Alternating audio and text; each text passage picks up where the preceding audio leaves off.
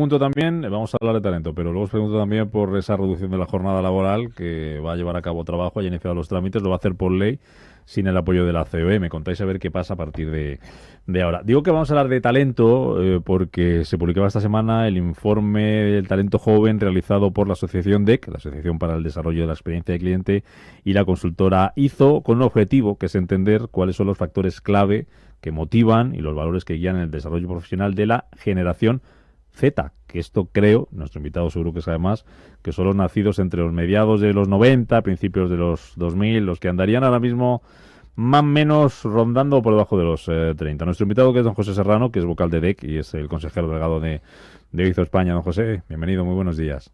Muy buenos días, ¿qué tal, Rubén? ¿Cómo estás? Encantado de saludarle. La edad es por ahí, ¿no? Más o menos, para que nos Sí, hagamos una idea de el estudio está comprendido entre los nacidos entre el 95 y 2010.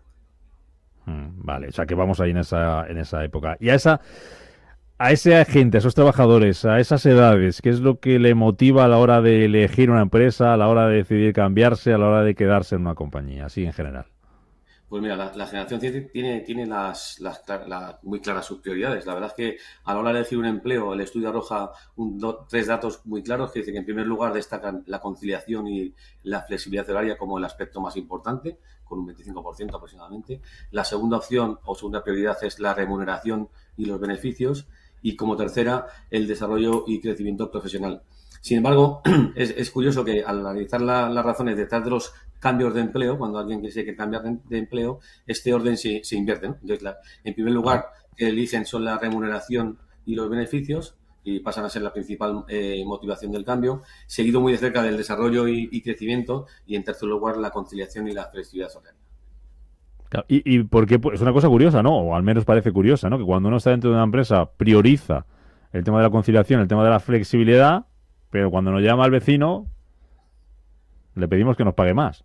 Sí, bueno, yo creo que tiene un significado claro que es el momento vital que viven las personas, ¿no? Yo creo que cuando estas generaciones están en casa de sus padres, todavía conviven, tienen una serie de necesidades o prioridades distintas que cuando realmente se van a independizar, Claro. que ya creo que empiezan a mirar de una forma más diferente o más distinta el tema económico, ¿no?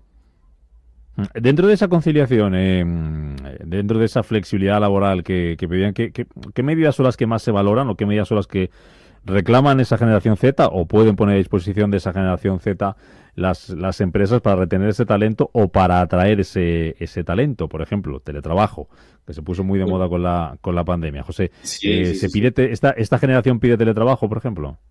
Sí, claro que lo pide, claro que lo pide. De hecho, el estudio arroja una necesidad clara de demandar que las empresas se diseñen políticas de trabajo flexible y de teletrabajo, ¿no? Y además que esas políticas se vean percibidas como equitativas para todos los empleados, ¿no? O sea, que yo creo que la conciliación laboral y personal es el factor más importante para esta generación, ¿no? Y en esta generación prefieren modelos de trabajo híbridos, ¿no? Donde puedan decidir cuándo trabajar de manera remota y cuándo hacerlo de manera presencial.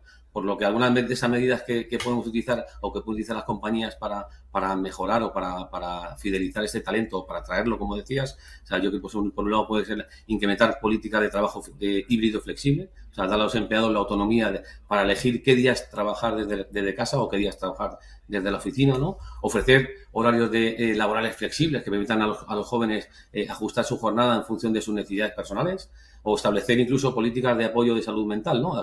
Como días adicionales para promover el bienestar emocional o los programas de mindfulness o gestión del estrés, ¿no? También sería importante evitar la sobrecarga laboral y para ello debemos poner en foco en dos cosas importantes. Por un lado, el rediseñar las cargas de trabajo para evitar el agotamiento o el síndrome de burnout, ¿vale? Especialmente en roles que suelen ser de carácter más incisivo, y luego implementar una política de límites claros entre el tiempo laboral y el personal. Yo creo que sería una de las claves más importantes. Y el salario que sigue mandando, ¿no? Como segunda opción, cuando estamos en la empresa, como primera cuando cambiamos de empresa. ¿Eso siempre ha sido igual? ¿O ha habido otras épocas en las que incluso el salario ha estado por encima de la conciliación? Pues yo creo que estas generaciones, ¿no? O sea, el estudio muestra que los jóvenes, la concienciación y el bienestar son prioridades, ¿no? Como te decía antes a la hora de cambiar, ¿no? Sin embargo, a la hora de elegir un trabajo. Y sin embargo, cuando quieren cambiar, como te decía antes, le priorizan más la parte económica, ¿no? Y yo Sí, sí. lo achacamos o lo seguimos pensando que tiene que ver por el momento vital, ¿no? Como te decía antes, ¿no? Si viven con sus padres, priorizan la calidad de vida. Si están avanzando profesionalmente y buscan independizarse, pues se tiende a enfocar más en las necesidades más económicas, ¿no? Pero yo creo que la clave es más que decir que pesa o radica donde encontrar un equilibrio entre el bienestar y el salario adaptado a las circunstancias y las expectativas de cada persona. Yo creo que es lo más importante, ¿no? José, este estudio que presentabais esta semana se enfoca en la generación Z. Después de lo que has visto en la generación Z y lo que podéis tener de otros datos, otros estudios en otras generaciones, en otras edades, ¿cambian mucho las prioridades? Es muy buena pregunta. Yo creo que la crisis del 2008 y la pandemia o el famoso COVID-19 han hecho que algunas de las brechas entre estas generaciones se reduzcan notablemente, ¿no? Yo creo que la generación Z, al haber entrado en un mundo laboral con tantas dificultades e incertidumbres, necesitan más seguridad, necesitan estabilidad económica y laboral, al igual que ocurre con las otras generaciones como los millennials, ¿no? Que son un poquito antes, ¿no? Son mucho más conscientes de, por ejemplo, de la salud mental en el trabajo, dándole mucha más relevancia en el día a día y son más transparentes al elegir sus emociones y sentimientos, por ejemplo, ante su jefe, ¿no? Si lo comparamos con las generaciones actuales, ¿no? Que yo creo que tenían necesidades distintas, pero porque vivíamos contextos diferentes. Bueno, pues don José Serrano, vocal de DEC y consejero delegado de IZO España, gracias por traernos las claves, las conclusiones de este informe Talento Joven que presentabais esta semana sobre la generación Z, lo que le atrae, lo que le motiva para estar en una compañía, mantenerse ahí o para cambiar. Gracias, José. Un abrazo, muchas gracias. Un placer. ¿Qué me decís, Carlos? Que os pasaba yo el informe para